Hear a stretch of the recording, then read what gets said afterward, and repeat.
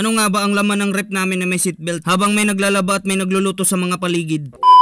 What's up guys, ang vlogging ko today ay maglaba. Kasi nga wash me whip, wash yummy. At ganito pala guys gamitin ang washing machine. Pinaikot-ikot ka lamang. Habang pinakulukuloan ang kaldero, ito naman yung mga kasangkapan sa paglulutuin. Sibuyas, luya, garlic, pako, lalaking manok, kapaya, toppings, planggana, mantika, crumbles, asin at saka bahaw. Habang binabalatan ko yung mais, naiisip kita kasi nga ay mais you. Ganito pala guys ang tamang pagluto ng ginataang manok. Una, ilagay ang kaldero sa manok. Pangalawa, pigain ang lubi. Pangatlo, papasukin ang manok sa bahay. Panghuli, ilagay ang papaya hanggang sila ay magsama. Ngayon guys, pinapakitaan ko kayo ng laman ng rep namin. Kung napapansin nyo may seatbelt kasi nga safety first before the others. Sa Tagalog, mag-ingat ka palagi kung ayaw mong masaktan. Habang binubuksan ko yung rep, ito yung mga laman. Itlog, tapos itlog ulit, sibuyas, Sprite na Coke, ladies first, gatas na blue, at sinigang mix. Dito naman spaghetti sauce, moron, mga crispy fry, a sugar at mga energy drink. Dito naman frozen na may konting ice. Tapos dito namin linalagay yung mga seafoods. Tapos meron din mga kakanin at tinagong chicheria. The rest, puro na tubig. Guys, palagi kayong uminom ng tubig ha pagkatapos yung kumain. Habang ako'y humihinga sa labas, ganito pala kamalalaki ang prutas na soha at Pepsi na vinegar flavor. Palagi pala naming pinapaliguan ang aming alagang baboy. Kasi pig is the man's best friend. At ito naman yung mga alaga naming unggoy kapag walang ginagawa. Synchronize sana all. Ngayon lang kayo makakita ng lamesa na nasa gitna ng palayan. At ito pala yung pinaka french fries namin dito kasi rich kid kami. Pag tumawa ka, kumain ka. Nahiya pa yung Disney princess namin. Ganito pala kami guys kumain kapag nagugutom. Hanggang dito na lang muna guys. Maraming salamat sa panonood. Always remember na palagi nyong hindi matatandaan. Kung nag-iisa ka man ngayon, wala ka lang kasama. Ingat kayo palagi. Amulatak may share.